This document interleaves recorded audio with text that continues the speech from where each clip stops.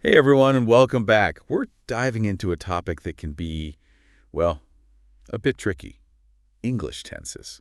That's right. It can feel like a bit of a confusing jungle sometimes, Yeah. but we're going to help you navigate all that. Yeah. And once you kind of understand the logic, it's really like you've unlocked this secret code to fluent English. Definitely. And we've got a ton of amazing insights to share with you today, so get ready. You're going to learn so much. Like, did you know, for example, that there's no actual future tense in English? That's right. It's true. We use other tools like modal verbs to talk about what's coming up. And get this, just 5 tenses make up, like the backbone of most of the English that we speak and write. But don't worry, we're going to break it all down. Absolutely. Everything from those core tenses to some of the more kind of like nuanced constructions. And to guide us on this journey, we have our amazing expert, who's a master at making even the trickiest grammar rules crystal clear. Well, I try my best. It's fascinating, actually, how English has evolved to really rely on just a handful of tenses. And these, like you said, these 5 powerhouses are the present simple, past simple, future simple, present perfect simple, and present continuous. Okay. Mastering these will give you a really solid foundation to build on everything else. So let's dive right in. I've always wondered about the present simple. Okay. It seems so straightforward, but is there more to it than meets the eye? Absolutely. The present simple might seem basic, but, it's incredibly versatile. Okay. It's not just for stating facts. Yeah. Like water boils at 100 degrees Celsius. It's also how we talk about habits, routines, and even scheduled events in the future. Think of it as like the anchor of your English, the tense that sets the scene. It provides context. Okay, that makes a lot of sense. So if the present simple is like the anchor, what about the past simple? Seems like it's a simpler counterpart, right? In a way, yeah, the past simple is all about completed actions in the past. It's like taking a snapshot of a moment in time that's already happened. You're saying, this is what happened and it's done. Got it. So present simple for the now, past simple for then. Yeah. Now, this is where it gets a bit mind-boggling for me. The future simple. You mentioned earlier that English doesn't actually have a future tense. Right. So how do we talk about things that haven't happened yet? Yeah, it's kind of a quirk of English that we don't have a specific verb form to mark the future like some other languages do. Yeah. Instead, we use modal verbs Okay. like will and going to express future actions, predictions, intentions. For practical purposes, we kind of treat these constructions as the future simple tense, even though they're not technically tenses in the grammatical sense. Wow, I never realized that. So will is our go-to for talking about the future. Exactly. Will is your best friend. Okay. When you're talking about predictions, promises, and spontaneous decisions, for example, I think it will rain tomorrow, or I promise I'll call you later. Okay, that clears things up a bit. Now let's move on to the present perfect simple. This one always seems a bit mysterious to me. What's the secret behind this tense? All right, so the present perfect simple is all about connecting the past to the present. It's used for actions or states that started in the past and continue to the present, or for experiences you've had at some point in your life leading up to now. It's like saying, this happened in the past, and it's still relevant. It has an impact on me today. So it's like a bridge between the past and present. Exactly. Think of it as a way of saying, this experience is part of who I am today. I like that. It gives the present perfect simple a much deeper meaning. So what about the present continuous? Okay. That one seems pretty straightforward. Actions happening right now, right? I got it. Okay. The present continuous is all about capturing actions in progress. It's for things happening at the very moment that you're speaking or around the present time. Yeah. It adds a sense of immediacy and dynamism to your English. Okay, so we've covered the big 5. Present simple, past simple, future simple, present perfect simple, and present continuous. But I know there are some tricky distinctions within these tenses that can really trip people up. Oh, for sure. So let's unpack some of those, shall we? Absolutely. There were a few notorious troublemakers. Right. And one that often causes confusion is the difference between the present perfect simple and the present perfect continuous. Yes. I've definitely struggled with that one. Yeah. They seem so similar, Yeah. but I know there's a subtle difference. Right. For example, what's the difference between saying, I've been reading that book you recommended, Okay. and I've read that book you recommended? That's a great example. Yeah. They both connect the past to the present, but the emphasis is slightly different. Sure. I have been reading highlights the ongoing nature of the action. Okay. You're still in the process of reading the book. Mm-hmm. Whereas I've read emphasizes the completion of the action. You've finished the book. So I've been reading is like a movie still playing, and I've read is like the credits rolling. That's a fantastic analogy. It perfectly captures the distinction between the two. Okay, that's starting to click for me now. Yeah. Is there anything else that distinguishes these two tenses? Yes. The present perfect continuous often emphasizes the duration or effort involved in the action. Okay. It's like saying, look how long I've been doing this, or I've put a lot of time and energy into this. Ah, that makes sense. It's Yeah. like you're drawing attention to the ongoing process Yeah, and the effort involved. precisely. And that's why it's often used to talk about actions that have recently stopped. Mm-hmm. Like, I've been working on this project all day, or I've been waiting for you for an hour. Okay, I think I'm finally starting to get the hang of this. Now there's another pair of words that always tricks me up. Mm-hmm. For and since. Right. These seem so similar, but I know there's a difference. Of course. Can you shed some light on those two? So for and since are both used to talk about time periods, but in different ways. Sorry? For is used for a duration of time. Mm-hmm. Like Ah. for 5 hours, for 10 days, or for 2 years. It tells you how long something has been happening. Since, on the other hand, is used to specify a starting point in time. Mm-hmm. Like since yesterday, since 2010, or since I was a child. It tells you when something began. So for is like measuring the length of a rope, and since is like marking the spot where you tied the knot. I love that. It's Yeah. a brilliant way to visualize the difference. Okay, so far so good. Now let's move on to some rapid-fire clarification. What? Already, just, still, and yet.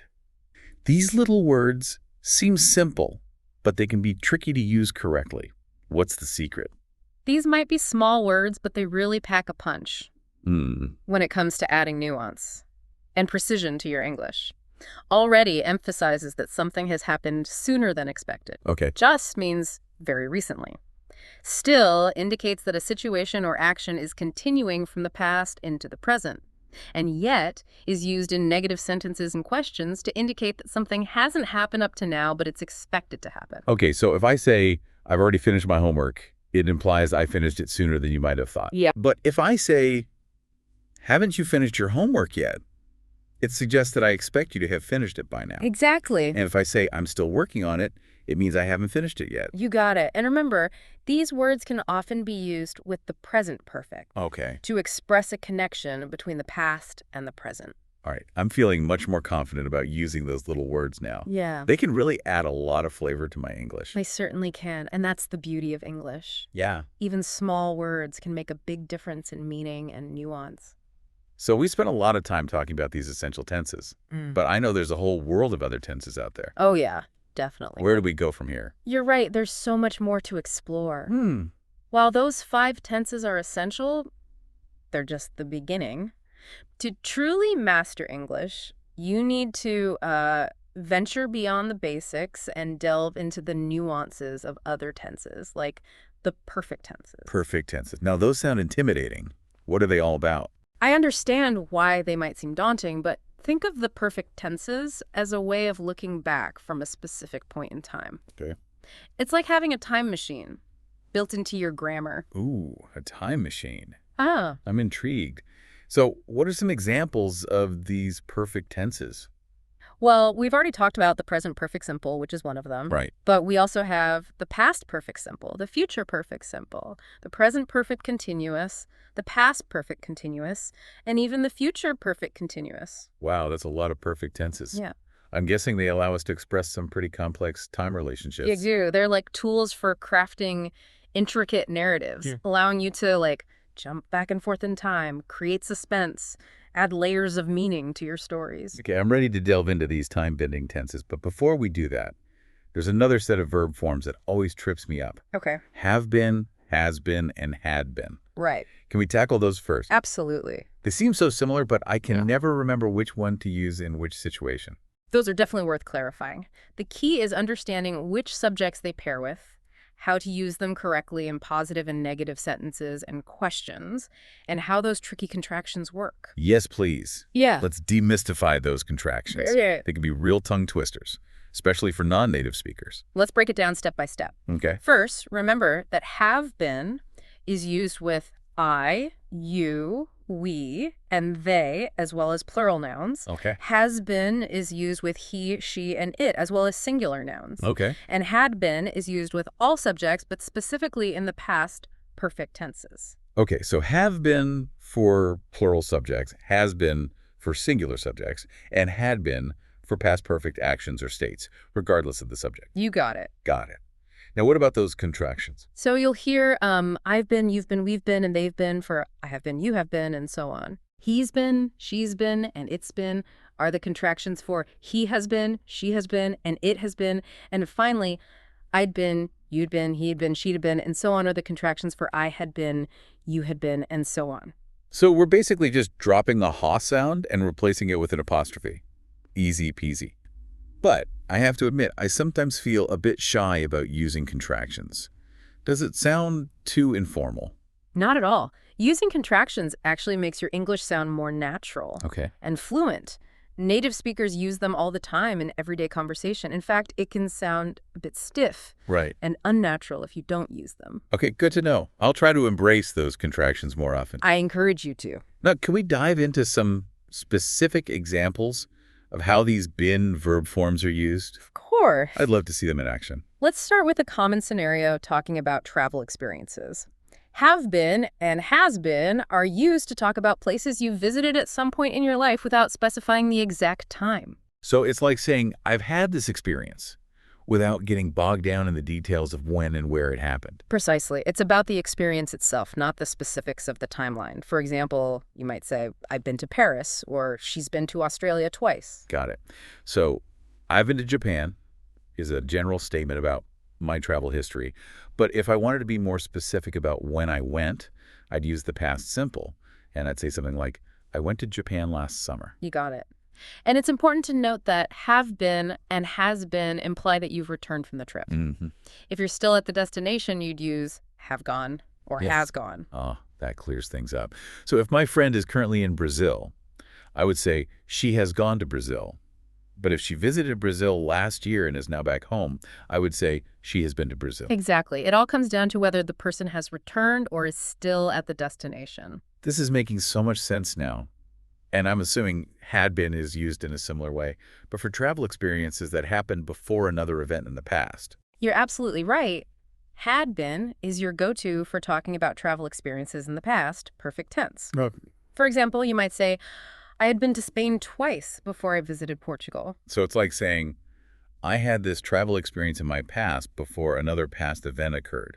It's like creating a layered timeline of your past. Precisely. Had been allows you to create a more nuanced and detailed account of your past experiences. I love how these tenses help us paint such vivid pictures with our language. Right. So we've covered how have been, has been, and had been are used to talk about travel experiences.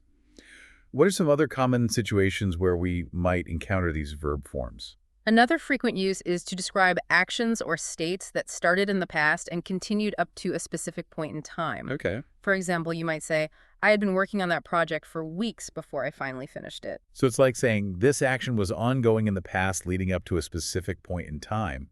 It emphasizes the duration and continuity of the action. Exactly. And it often creates a sense of build-up or anticipation leading up to that key moment in the past. I can see how that would be useful for storytelling. Now, you mentioned that had been is often used to describe an action that continued up to a certain point in the past. Right. Does it also imply that the action might have continued beyond that point? That's a great question. Yes. Had been can be a bit ambiguous in that sense. It doesn't always specify whether the action continued or stopped at the mentioned point in the past. Sometimes the context clarifies this, but other times it's left open to interpretation. That's fascinating. So in the example of working on the project, we don't know for sure if the person stopped working on it once it was finished. Right. It's possible they continued to work on other aspects of it, even after completing the main task. Exactly. The beauty of language is that it can be both precise and open to interpretation depending on the context and the speaker's intention. This is so cool. I'm realizing there are so many layers of meaning embedded in these seemingly simple tenses. There truly are, and that's what makes exploring grammar so exciting. Mm-hmm. There's always something new to discover and appreciate.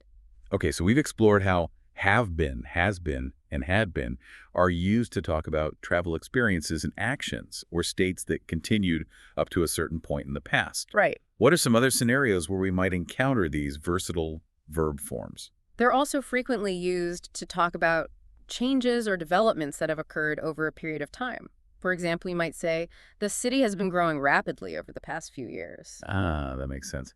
It emphasizes the ongoing nature of the change or development. Exactly. It's like saying, this process has been happening and it's still continuing. This is incredibly helpful.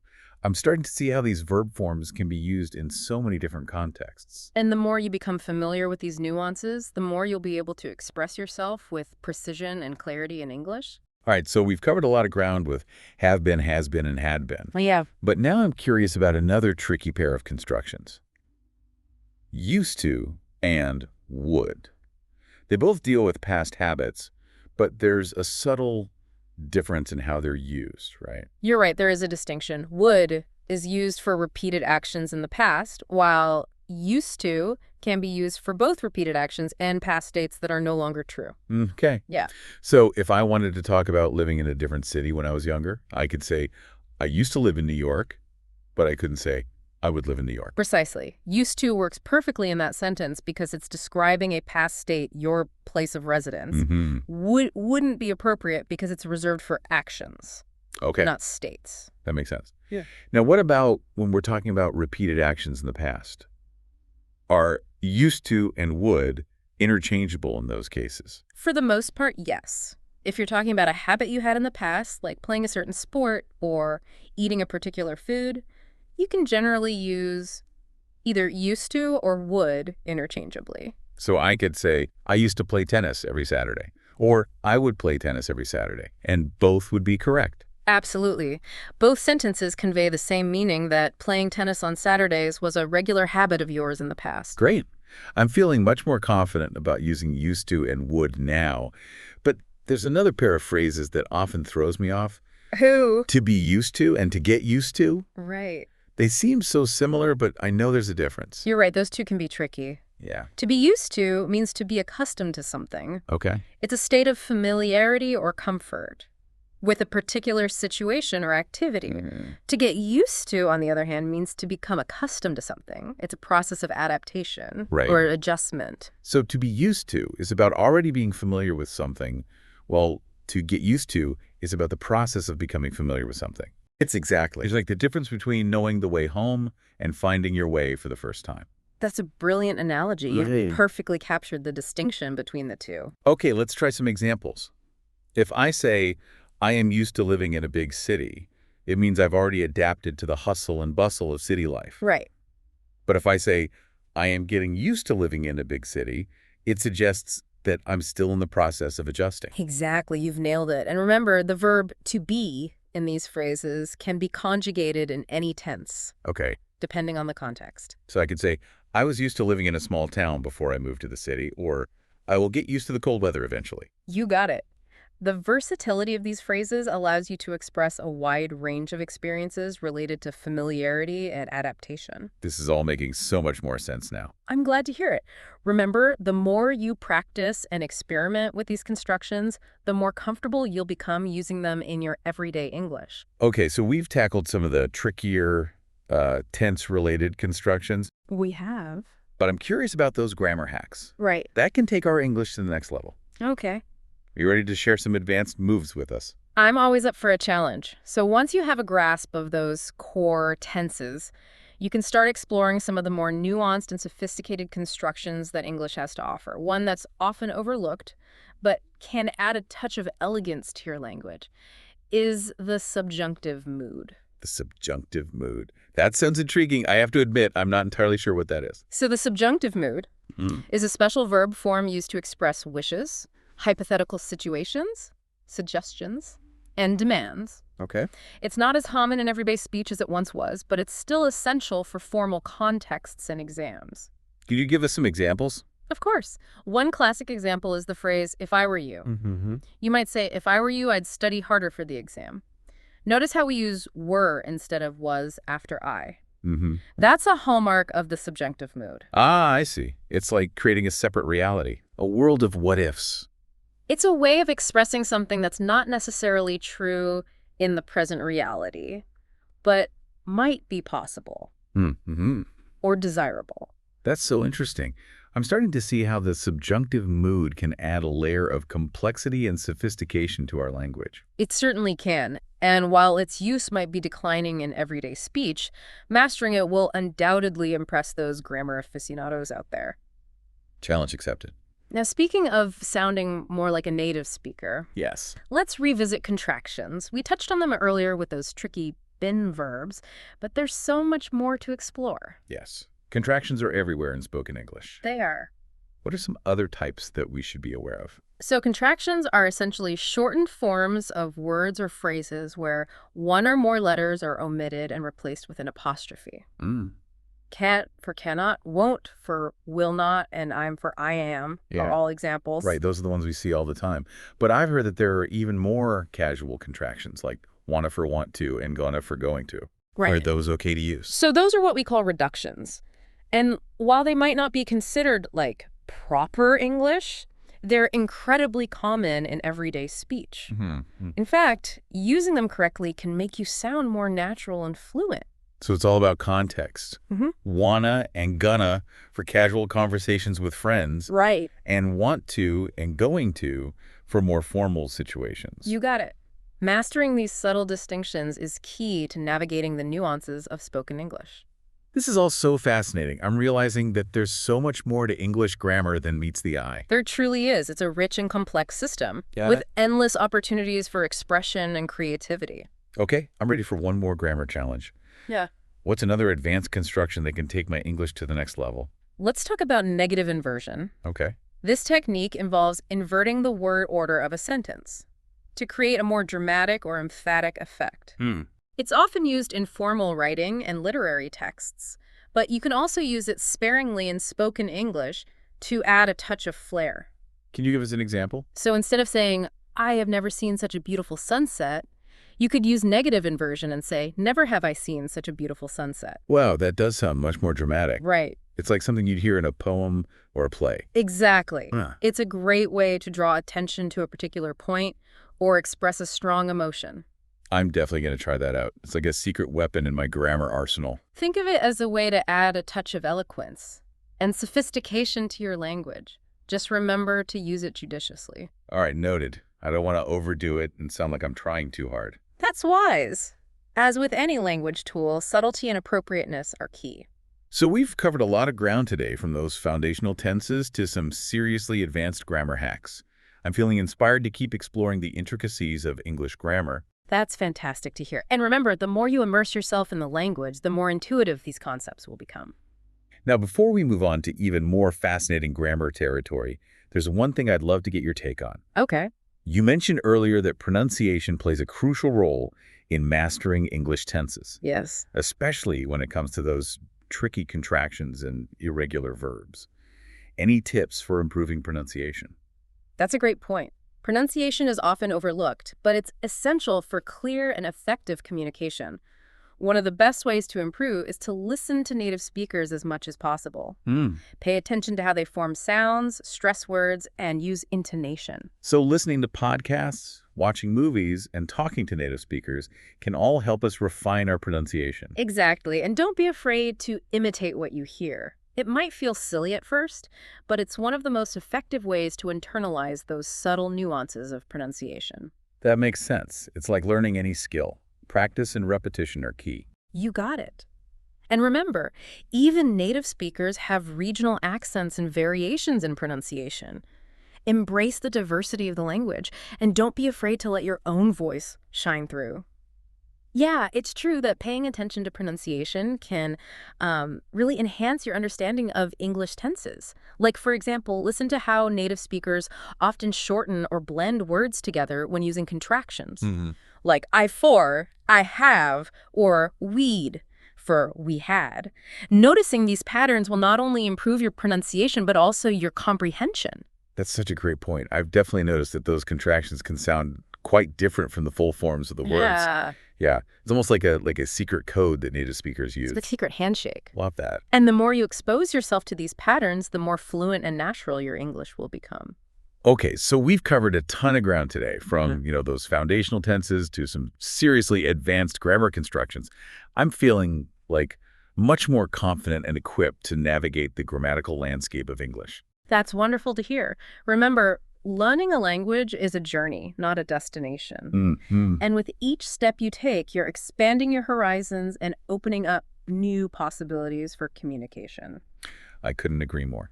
Now, before we wrap up this incredible deep dive, Okay. I have to ask, what's like one particularly surprising or interesting fact about English tenses that our listeners can take away from today's episode? That's a tough one.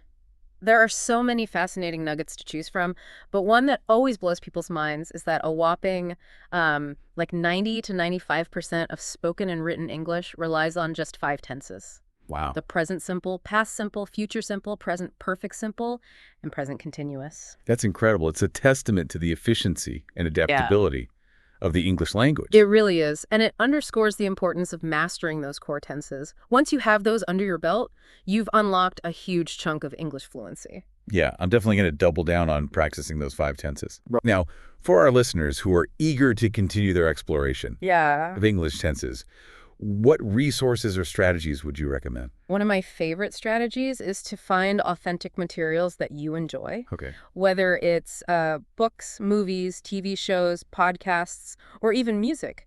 And pay close attention to how different tenses are used in context. That's great advice.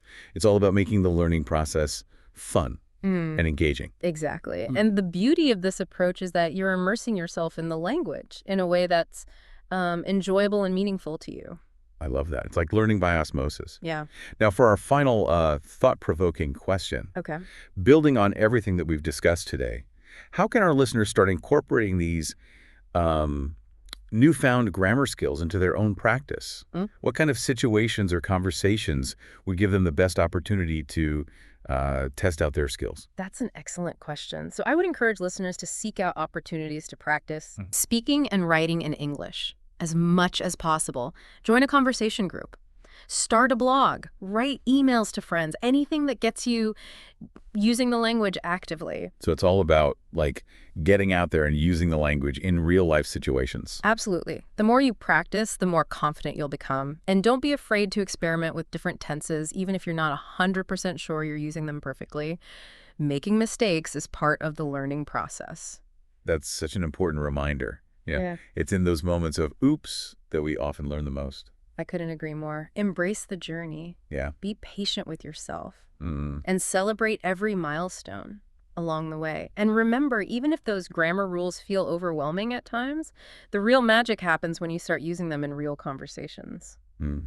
That's so true. It's like learning to dance. You can study the steps all day, but you won't truly get it until you get out on the dance floor and start moving. Exactly. And just like with dancing, the more you practice, the more comfortable and confident you'll become. So for our listeners who are ready to hit the grammatical dance floor, what's one key piece of advice you'd give them? Don't be afraid to make mistakes. Seriously, it's the best way to learn. Every time you stumble over a tense or mix up a contraction, you're actually creating a learning opportunity. I love that. It's like those oops moments are actually little signposts pointing us in the right direction. Exactly. Embrace those mistakes, learn from them, and keep moving forward on your language journey. All right, language enthusiasts, that brings us to the end of our deep dive into the amazing world of English tenses. We hope you've enjoyed this grammatical adventure and feel inspired to keep exploring the nuances of this fascinating language. It's been a pleasure sharing these insights with you. Remember, fluency isn't about perfection, it's about progress. So keep practicing, stay curious, and most importantly, have fun along the way. Until next time.